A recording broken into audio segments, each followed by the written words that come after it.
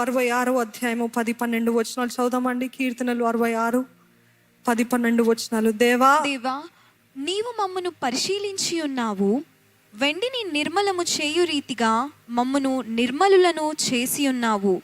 నీవు బందీ గృహంలో మమ్ము ఉంచితివి, మా నడుముల మీద గొప్ప భారము పెట్టితివి. నరులు మా నెత్తి మీద ఎక్కునట్లు చేసితివి. మేము నిప్పులలోనూ నీళ్ళలోనూ పడితిమి, అయినను నీవు సమృద్ధి గల చోటికి మమ్ము రప్పించి ఉన్నావు. ఇక్కడ దావీదు ధైర్యంగా చెప్తున్నాడండి, ఏమాత్రం మొహమాటం లేదు. ఎవరు అనుమతించాడంట? దేవా, నీవే నన్ను బందీగృహంలో పెట్టావయ్యా, నీవే ఈ శ్రమలు మాకు అనుమతించావయ్యా, మా నడుముల మీద నీవే గొప్ప భారము పెట్టావయ్యా, మా నెత్తి మీద ఎక్కున్నట్లు శత్రువుని చేసావయ్యా అని ధైర్యంగా చెప్తున్నాడు. ఎందుకంటే హీ నోస్, దేవుడే అనుమతించాడు ఈ శ్రమలని. He knows. ఈరోజు మీకు అర్థం కావట్లేదు, దీన్ని శత్రువు శత్రువు శత్రువు అని అంటున్నారు, కానీ ఆ శత్రువుకి పర్మిషన్ ఇచ్చింది ఎవరు? దేవుడే. ఎందుకు? మనల్ని సరిచేయడానికి, మనల్ని కడగటానికి, మనల్ని మరలా త్రోవ తప్పకుండా సూటిగా నేరుగా నడిచేవారు ఉండటానికి దేవుడు అనుమతించాడు. ఈ శ్రమలు మనకి ఎలాగుంటాయండి? మనల్ని బందీ గృహంలో పెట్టినట్టు ఉంటుంది. అంటే నాకు విడుదల ఉండదా? Week after week, same month after month నాకు విడుదల ఉండదా? నా ప్రార్థనలు అసలు అంగీకరించబడుతున్నాయా? సంవత్సరాల తరబడి ఇదే సమస్యతోటి నేను బాధపడుతున్నాను. ఇదే సైకిల్ ఏంటి? శ్రమ తర్వాత మరలా సంతోషం, మరలా సంతోషం తర్వాత మరలా శ్రమ, మరలా సమస్య, మరలా పోరాటం, మరలా ఆనందం. ఇదే నా cycle. That is the cycle of a believer. Do you believe it? ప్రతి విశ్వాసి యొక్క జీవితంలో ఈ సైకిల్ అండి. ఆనందము శాశ్వతంగా ఉండదు, అదే రీతిగా దుఃఖము శ్రమ కూడా శాశ్వతంగా ఉండదు. అప్ డౌన్ అలాగనే ఉంటుంది. మన గ్రాఫ్ లాగా మన పల్స్ కూడా ఎలాగ అప్ డౌన్ వెళ్తుందో అలాగనే మన జీవితాల్లో కూడా శ్రమ, బాధ, సంతోషము, ఇది ఒక సైకిల్. దేవుడు మీ ప్రార్థన వినక కాదు, కొన్నిసార్లు మనల్ని ఇంకా పరిశుద్ధపరచడానికి, మమ్మల్ని పరిశీలించి ఉన్న వెండిని నిర్మలము చేయు రీతిగా మమ్మల్ని నిర్మలను చేసి ఉన్నావు. మనల్ని పరిశుద్ధపరచడానికి. ఇక్కడ దావీదు ఇంక ఎటువంటి ప్రశ్నలు అడగట్లేదు. దేవా, ఎందుకు అనుమతించావు? ఎందుకు చేస్తావు? నువ్వు మంచోడు అయితే ఎందుకు ఇలాగ జరగాలి అని ఇటువంటి ప్రశ్నలు వేయట్లేదు. కానీ చెప్తున్నాడు, నీ హస్తమే నన్ను కొట్టిందయ్యా, నీ హస్తమే అయ్యా నన్ను ఒక్కసారి ఒక దెబ్బ వేసింది, అది నీ హస్తమే. ఈ శ్రమ నీ దెబ్బనే, ఈ బాధ నీ దెబ్బనే. విలాప వాక్యంలో 3వ అధ్యాయము 31-32 వచనాలు చూద్దామండి. ప్రభువు సర్వకాలము విడనాడడు, ఆయన బాధ పెట్టినను తన కృపా సమృద్ధిని బట్టి జాలిపడును. ఇది అర్థం చేసుకున్నాడండి. ఎవరు? ఇది విలాప వాక్యంలో ఇర్మియా ప్రవక్త రాశాడు, కానీ దావీదుకి కూడా బాగా అర్థమైంది. ఏంటిదంటే, ఆయన నన్ను కొట్టినను, ఆయన నన్ను బాధ పెట్టినను తన కృపా సమృద్ధిని బట్టి జాలిపడును. మన దేవుడు ఎంత గొప్ప దేవుడు అంటే, ఒక తండ్రి చూడండి అదే రీతిగా కింద వచనం చూసినట్లయితే, హృదయపూర్వకముగా ఆయన నరులకు విచారమునైనను బాధనైనను కలుగజేయుడు. ఇది జ్ఞాపకం చేసుకోండి. ఇఫ్ యూఆర్ థింకింగ్ దేవుడు ఇలాగ అనుమతిస్తున్నాడు అంటే దేవుడికి మనసు లేదండి, దేవుడికి హృదయం లేదా?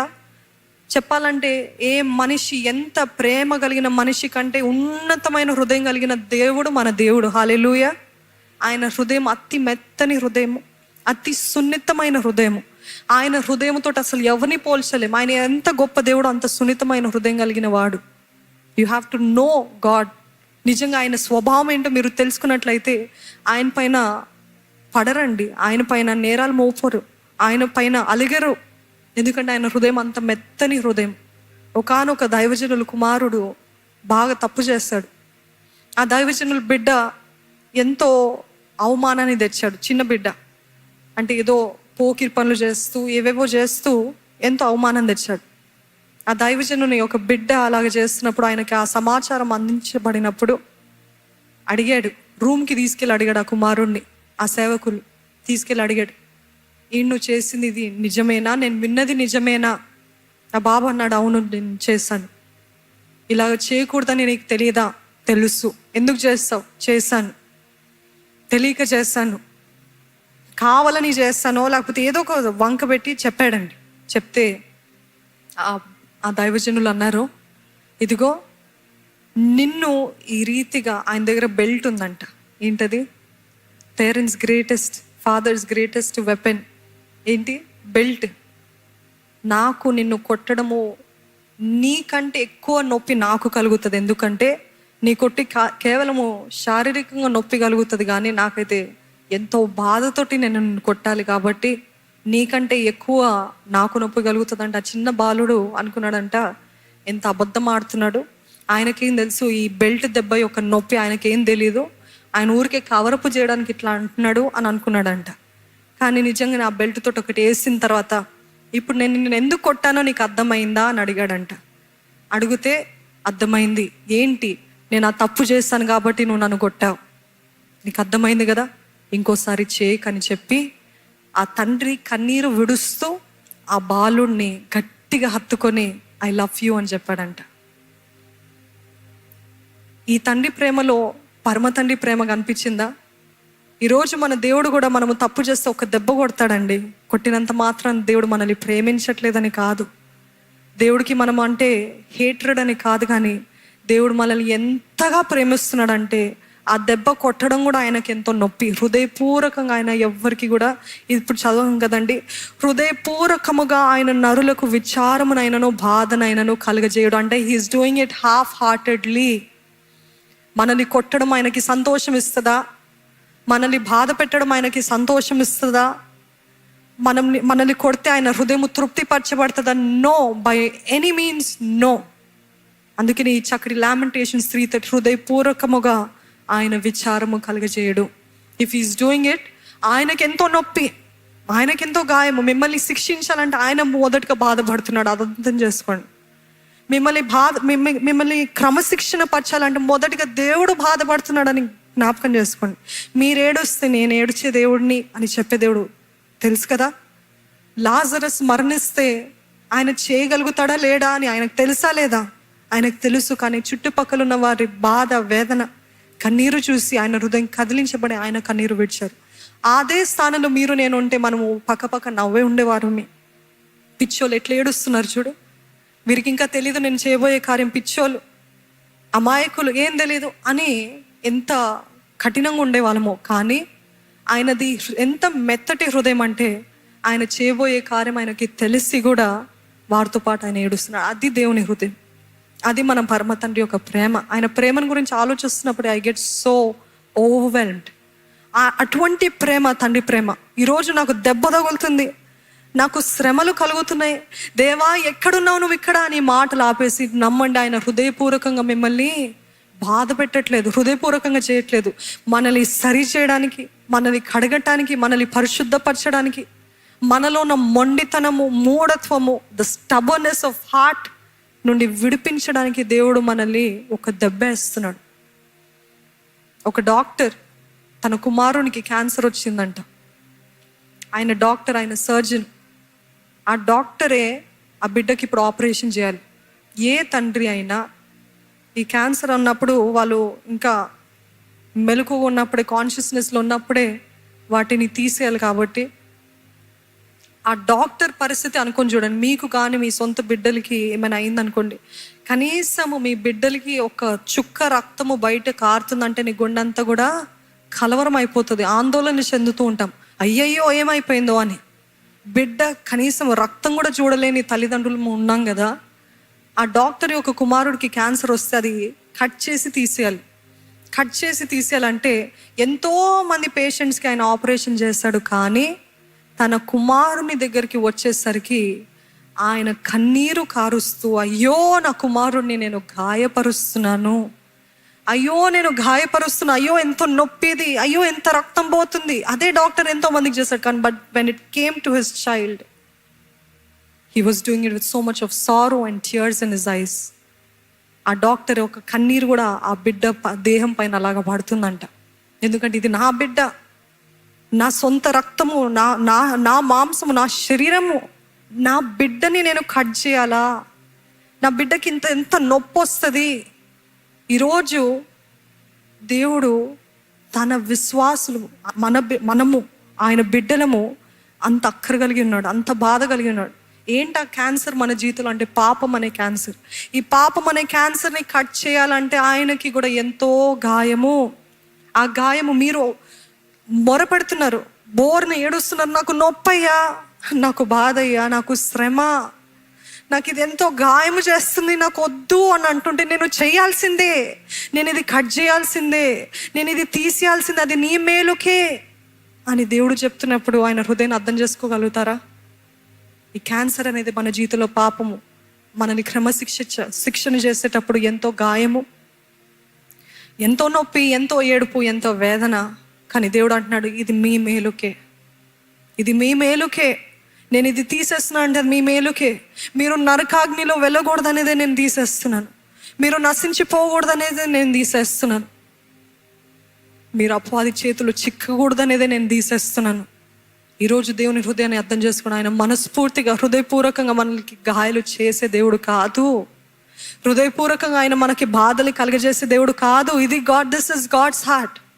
If he's doing it for our good, మన మంచి కోసము, మనము బాగుండాలని దేవుడు చేస్తున్నాడండి. అందుకే ఇక్కడ చూస్తుంటాం, అపవాది కూడా యోబుని అటాక్ చేసేటప్పుడు పర్మిషన్ తీసుకుంటాడు. It is sometimes you keep saying ya it is God's hand, కానీ అనుమతించింది అపవాదిని. కొన్నిసార్లు ఇది కేవలం అపవాది దాడులు అయితే అపవాదిని ఎదిరించాల్సిన పరిస్థితులు కూడా ఉంటాయి. యోబు జీవితంలో చూసినట్లయితే కంచె తీసివేయబడ్డది. ఎవరి పర్మిషన్తో? దేవుని పర్మిషన్ తోటి యోబు చుట్టూన్న కంచె, ఆయన ఇంటి చుట్టూ, ఆయన పశువుల చుట్టూన్న కంచె అంతా కూడా తీసివేయబడింది. తీసివేయబడితే అప్పుడు వచ్చాడు అపవాది దాడి చేయడానికి.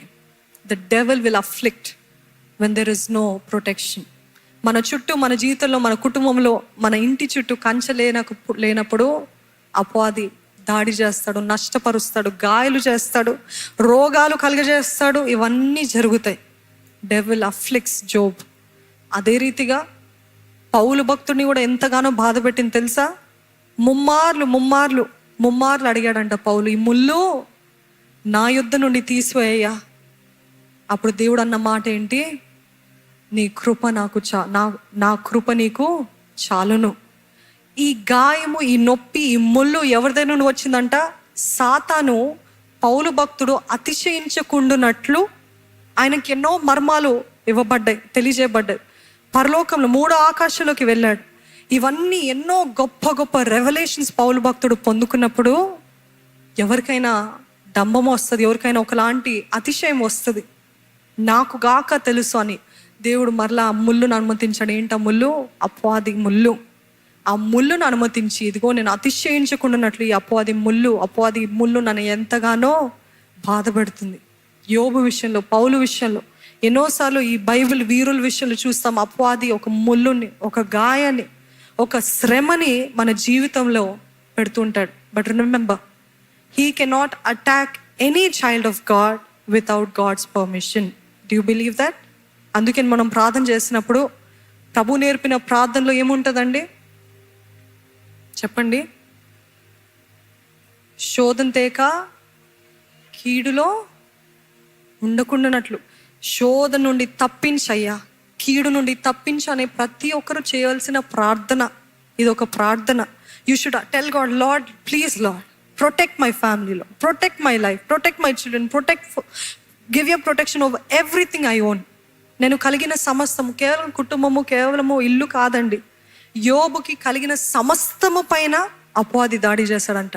ఆ రోజు పశువులు, ఈరోజు మన వాహనాలు, ఆ రోజు వాళ్ళకి ఆస్తులు, ఈరోజు మీరు కలిగిన పంటలో, పొలాల్లో, properties, he will try to attack and నాశనం చేయడానికి ప్రయత్నిస్తానే ఉంటాడు. అందుకనే కేవలం కుటుంబం, కేవలం ఇల్లు కాదు, నాకు కలిగిన సమస్తం చుట్టూ నీవు కంచె, నీ అగ్ని కంచె, నీ కాపుదల నాకు దయచేయి అని వేడుకోవాలి. పరిశుద్ధుడైన దేవా, నీకు స్తుతులు, స్తోత్రాలు, వందనాలు చెల్లిస్తున్నామయ్యా. ఈరోజు మాతో మాట్లాడిన విధానం బట్టి, నీ వాక్కును బట్టి నీకు వందనాలయ్యా. నీ వాక్యమే మమ్మల్ని బ్రతికించేదయ్యా. మా బాధలలో మాకు నెమ్మదినిచ్చేది నీ వాక్యమే దేవా. ఈరోజు నీ శ్రేష్టమైన వాక్కును బట్టి, నీ హృదయం ఎంత అతి సున్నితమైనదో, ఎంత మెత్తనైనదో, ఎంత ప్రేమమయుడువో, ఎంత దయాళుడువో, ఎంత దీర్ఘశాంతం కలిగిన దేవుడువో మెరిగి ఉన్నామయ్యా. ఈరోజు మా సొంత నిర్ణయాలు బట్టి, మా సొంత కార్యాలు బట్టి, నీకు ఇష్టలేని కార్యాలు బట్టి మేము శ్రమలు పొందుకుంటున్నట్లయితే దేవా, మమ్మల్ని క్షమించయ్యా, మమ్మల్ని మన్నించు మా తండ్రి. మమ్మల్ని మన్నించయ్యా. నువ్వేమైనా మాతోటి ఈ శ్రమల ద్వారా మాట్లాడాలని నేను ఆశపడుతున్నట్లయితే దేవా, వినగలిగిన చెవులు మాకు దయచేవా. నువ్వు నేర్పించిన పాఠాలు వెనువెంటనే నేర్చుకుని సరిదిద్దుకునే జీవితము దయచేవా. మనుషుల ద్వారా కలుగుతున్న గాయాలు, మాటలు, అపవాది వారిని వాడుకొని మాట్లాడుతున్న బాణాలు వంటి మాటలైతే help us to be stay grounded on your rock, Lord, on your name Jesus. క్రీస్తు అనే బండపైన నిలకడగా నిలబడిన వారుగా ఏ మాటలు కాదు, దేవుడు నా పట్ల చెప్తున్న మాటలే వర్తిస్తాయని గుర్తించుకోవడానికి సహాయం చేయి. పరిశుద్ధాత్మదేవాని ఆత్మకార్యాన్ని కొనసాగింపజేసి నీవే ముందున్న సమయాన్ని అంతటిని దేవా, వారి గృహాలకి వెళ్తున్నప్పుడు దేవా, నీ వాక్యము నెమరు వేసుకోవడానికి, వారి చెవులు అదే వినపడటానికి నీవే సహాయం చేయమని వేడుకుంటున్నాం. ఎవరిని కూడా ఆత్మను ఆర్పేవారు ఉండకుండానట్లు నీ కృప, నీ కనికరము అత్యధికంగా మాకు దయచేసి ఎల్లప్పుడూ నీకు దగ్గరగా వాక్యానుసారమైన జీవితము, ప్రార్థనా జీవితము మాకు దయచేయమని, శక్తిపూర్ణులుగా, బలవంతులుగా, జయించేవారుగా, అత్యధిక విజయము సాధించేవారుగా మమ్మల్ని చేయమని ప్రభు యేసు నామములో అడిగి వేడుకొంచున్నాను తండ్రి. ఆమెన్.